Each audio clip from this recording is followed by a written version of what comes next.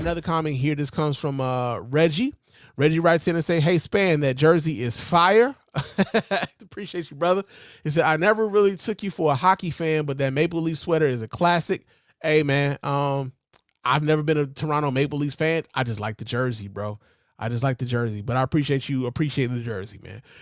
Anyway, I hate to keep hitting you with the questions about Biden, but I do appreciate that you at least have some facts behind your support of him. That being said, what do you think of the current polling that shows Biden could lose the presidential election if it was held today?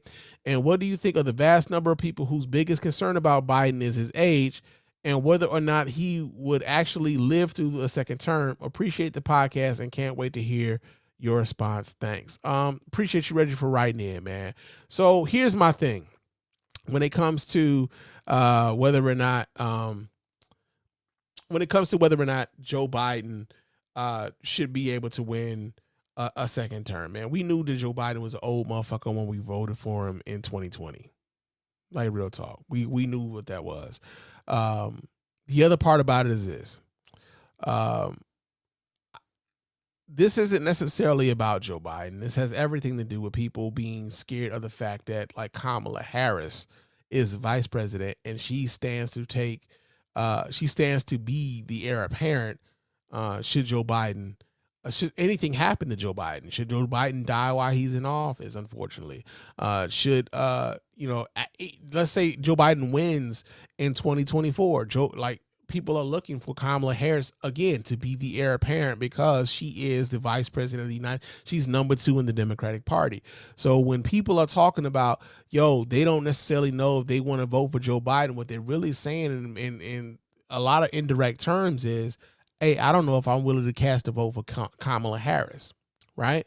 And part of that has been, and much of this has been, a thing that the Republican Party has kind of like put into the ether, and unfortunately, too many left-wing leaning outlets have kind of taken on that talking point and amplified it to some degree, right? Because think about this, man. Like, Kamala Harris, when you saw her in the Senate, she was eating a lot. Like, when they were going through, like, whether it be the confirmation hearings for, like, attorney generals, whether it be the confirmation hearings for secretary, I'm not secretaries of state, but the Supreme Court, like, Kamala Harris was the one grilling these motherfuckers. So it's not as though she couldn't do that. It's not as though, like, Kamala Harris hasn't been accomplished.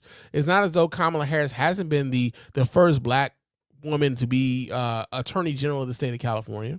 It isn't as though Kamala Harris hasn't been the first black woman to be elected senator from the state of California. It's not as though Kamala Harris hasn't had she doesn't have a resume in politics, right?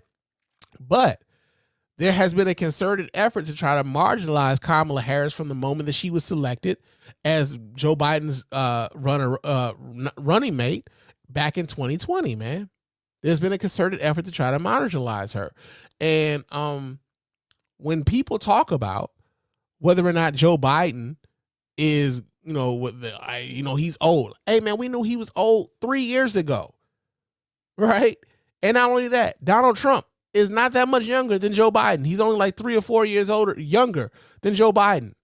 And not only that, Joe Biden isn't facing 91 felony fucking counts in court. Joe Biden isn't having his companies almost being dissolved by the state of New York. So the fact that there are people who have this idea that, like, yo, man, we're willing to, like, sit this one out. It's like, I really need folks to understand that if you're willing to sit this motherfucking election out because you think that Joe Biden is too old to be fucking president, I need you to know that if Donald Trump is not, if Donald Trump becomes the president of the United States, you might not necessarily have to worry about voting ever fucking again. And I mean that shit. You might not ever have to worry about voting again because the nigga has told you what he wants to do when he gets in there for a second term. He's already shown you what he wants to do during his first term. He didn't want to fucking leave office the first time after he lost the shit, and he knew he lost it. He knew he lost it. This motherfucker sent a whole group of folk up to the Capitol to try to overturn an election that he knew he fucking lost. He had been priming these people up for months before he lost that election. If I lose this election, it's because it's rigged. He was saying that shit beforehand. He knew he had a chance. That's part of the reason why. Listen, Donald Trump was so scared of running against Joe Biden that he was trying to get an investigation in Ukraine against Joe Biden to drum up dirt against Joe Biden so that he wouldn't have to face him in the election.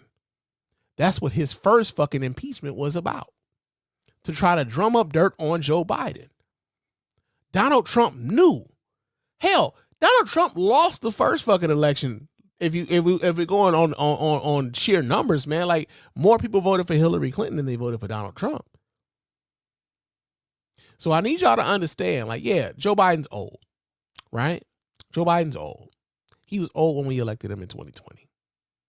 But the vast majority of the pushback on Joe Biden being the nominee in 2024 isn't necessarily about Joe Biden. It's about Kamala Harris and whether or not Kamala Harris should be the heir apparent in the Democratic Party in 2024 and 2028, right? That's what they're trying to set up.